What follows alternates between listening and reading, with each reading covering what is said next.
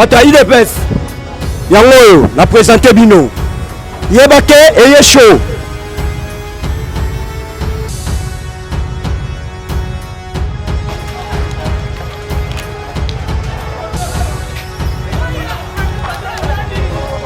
le mal a besoin des amoureux de Pedro. Encore bolingi guerre civile. IDPS encore bolingi guerre civile. Bokomona yango.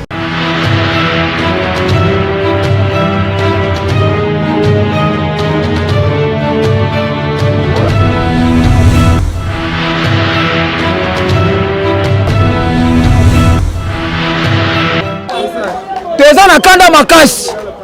Makambu nyonso président na biso Martin Fayulu azosala ngo pa intérêt na biso nyonso. Eza pona ka biso batala mukate na bata IDPS tout.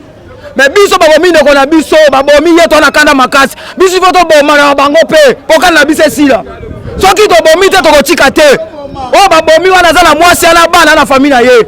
Babomi ye biso to koboma pa biso po tranquille kota. O bata IDPS ba osala buzoba ba sore ba ko kanga bango te po bango le bato bana pouvoir. Mais biso pe foto boma pe ya biso. So ba kanga biso to ke boroko. To tika te bata IDPS yango oyo na présenter bino yebake eye show bino tayeba bozo kanza mboko ya bino mboko za biso Chilombo bafotaki yete Chilombo bafotaki yete Kabila mtanomaki ye yeba bino ya biso tozo bomana tellement bino bobomi ndeko la biso eleki turo tozo bomana bino ya biso tozo lakisa bino ke to ala méchant yango la ya bino ngalo biboyi président Martin azana mo adira opesa biso te président Adolphe ozana mo opesa biso te na moment oyo biso toza déjà ya kosilika tension mati ça veut dire guerre civile oyo babela la guerre civile yango inde bandi IDPS ezoko représenter communautaire moko boye yebani déjà alors moment oyo bozwa déjà message que non tension eza déjà ya komata pour le mal a besoin déjà moko to perdre encore bolingi guerre civile IDPS encore bolingi guerre civile bokomona yango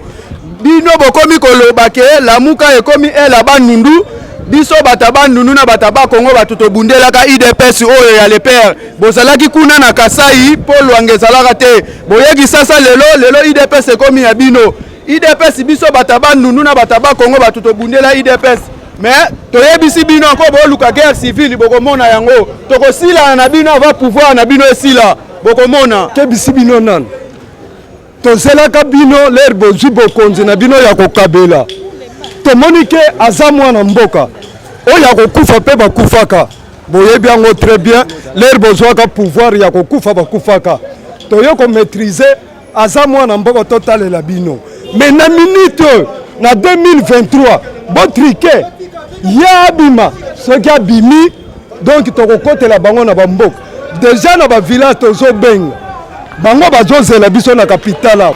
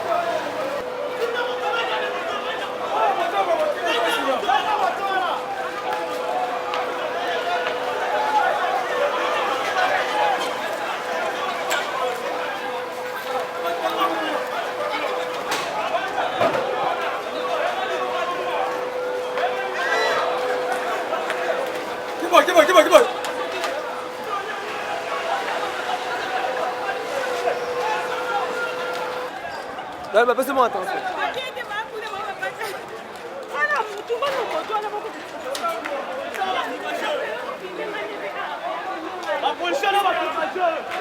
Maman libanga, on va dire maman maman. Oh longo na ta. Ça va, c'est bien, j'aime. Qui va beaucoup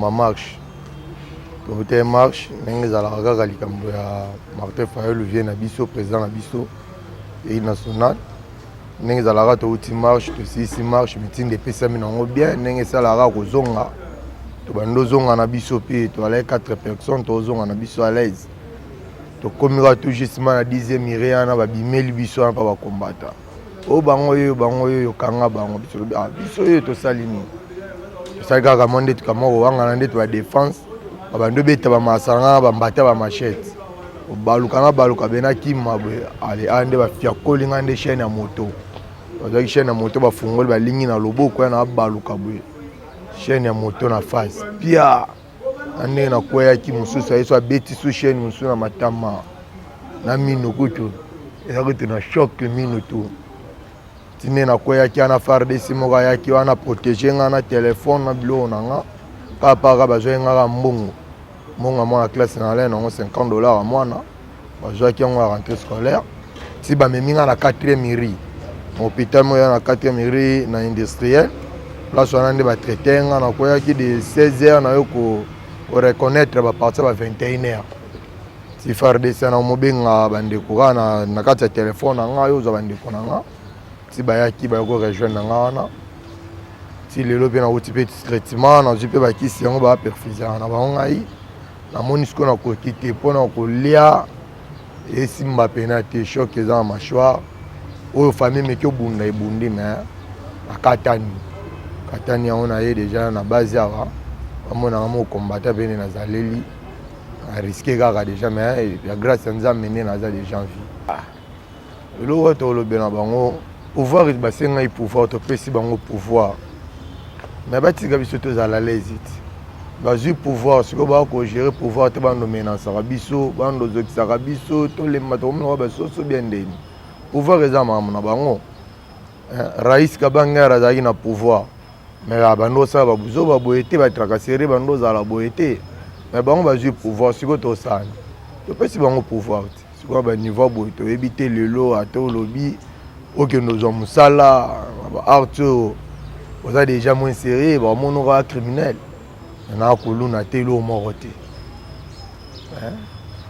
osengaka na ye moko Martin Fayulu kaka acontinue tozaka na nsima na ye alemba te biso mpe tokolemba te tobunda mpona eloko biso nyonso toza kaka pouvoir nde tika mwana classe alaka soki ozwi fo bunda na motu na yo mayele na yo esala soki ozwi te ozwi te oyo kokorompaka wana yango na suka te mais nzambe asunga kaka toyebi 2023 toza kaka tokontinue kaka Martin obima kaka ndeko eza mawa mpe mpasi mingi komona comportement ya bandeko na biso ya IDPS oyo baza na parti baza na pouvoir koaffiche bacomportement oyo bozomona oyo lobi c'était vers 15h tozwaki formation parmi bacamarade na biso oyo tozalaki na bango na marche ya le 16 bazalaki menacé na bato ya IDPS na niveau ya 10e ri na retour babetaki bango makasi ya ide mort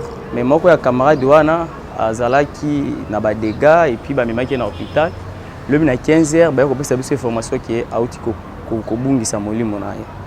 Maintenant il y avait des combattants ya biso bazalaki awa batie ba mandalala babandi kolela ndeko na bango subitement ba camarade ya IDPS na ba moto na bango baye ko attaquer na ba mabanga kande bomo na boye ba saccager ba sali sabotage na za siri ke bozana ba image nyonso ba bureau ya kati. En tout cas c'est un comportement oyo toza ko regretter. Parti à majorité ou soit parti au pouvoir ne peut pas afficher de tels comportements. Donc voilà ce qui est arrivé. Et ce n'est pas la première fois. Je vous rappelle que c'est la 3e fois. Mais l'État congolais est là. il ne fait rien. Même hier, lorsqu'ils étaient venus, la police était là. Les premiers groupes, le deuxième groupe étant on est pour calmer la situation. Donc, tu dois comprendre que la police c'est la police de l'IDPS ou soit c'est la police de l'État congolais. En tout cas, c'est un comportement où tu dois regretter ma casse parce qu'on ne sait pas quelle justice va trouver la solution à ces problèmes alors que les gens qui devraient calmer la situation étaient là, ils n'ont pas pu calmer la situation. Donc on ne sait pas ce qu'on va faire. Mais donc on a des militants à Bisso, qui ont des distractions, pour les distractions, il y a des distractions à IDPS. Et puis pas tout, bazali, ba détecter, to ko nyata bango na façon tout. To lobi un peu clair to bombité. Ba eza clair eza bongo. Et puis na lancer un message. Banduku wangu ya Kisangani. Banduku wangu ya Goma, Butembo, Beni. Nasema hivi. Amusilal. Huyu Chilombo anafanya wapanchina hawezi kuongoza nchi yetu. Tunasema mkwe licho juu ya licho. Mtu asiogope mtu. Tunapikana vita inaanza apacha leo. Sinabo macho. Mwenye anafanya blague unampiga unamuua hata kumuua. Hakuna blague. Hakuna ziaka nabo. Tunamalizana pale et puis sinabo hakuna relation. Tunaachana kabisa. Bande kuna mingi ya Kisangani na rappeler mingi Kisangani. Précisément Chopo matete. Bana matete na hivi bien. Na hivi bien, bana matete. Na hivi bien. Bozala attentif. Et puis botelema. To kufi mingi, to lembi konyo kwa mamingi na mboka oyo. To sa prendre en charge take ba congolais. Mboko za biso moko, apa mboko yo. To la mboka mususu yo kesate. Kagame se ba vantine mboko yo te. Mboko za kagame te za biso ya congolais. C'est prenez en charge. Nous tout que tout botel matake mutu moko pona Congo et kendete puis muta mpaya a diriger biso te to yebisi bino bongo boza clair ngai awa ndeko na bino na bunda tisuka to la bosomi na biso mboka na biso alors boza angele muta bangisio police abeto gaz ko banga te yele na njo yebisi clair que mboko za biso nyonso yango na ribongo boza angele donc après tout le monde bana la muka nyonso ya Kongo mobimba na libanda na poto boyoka na lobi boy to bandi guerre to za minduki te to za ka boy to bandi na bango guerre oyo nyonso moni na nzela na yo liae espoir na mutu ezate espoir za Nzambe na président biso Eli autofutaki to yebi ke yé to futaki te ba nomai ko nomé to yebi bien kongo to yebi ba nomai ko nomé ai na 15% to yebi te asa avanti na yena ba ndeko ne ba na poto ba ta poto na cabinet tonti bango biso na bango kope ate to sili wana et puis biso na bango guerre bandi pa cha lelo kata chaise ba pandi yo mo ndezali ba pandi ba sali ba buso bo ko yiko sala te mais basodaka yango eza la police pesa chaise na bango eza makambo bito to sala ki élection to zaki na posa changement mais to moni que changement eza te comment ba yo attaquer chaise munene boye basoda bazawa ba la police ezawa mboko eza ya IDPS te mboko eza na biso ba congolais biso to abana kinto botami na kinto ebi tous les quatre coins ya nzelo eza na Congo